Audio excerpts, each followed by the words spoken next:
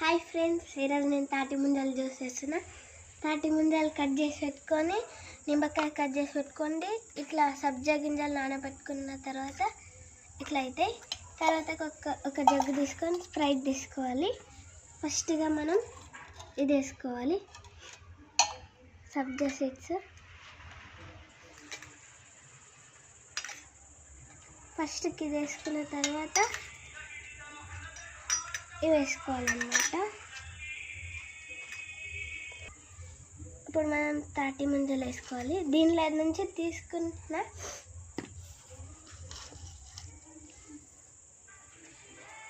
ఇప్పుడు మనం స్ప్రైట్ వేసుకుందాం. వినుకోవాలి.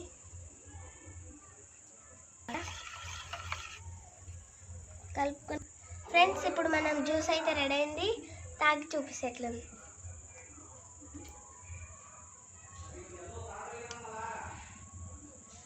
సూపర్ ఉంది ఫ్రెండ్స్, మీరు కూడా ట్రై చేయండి.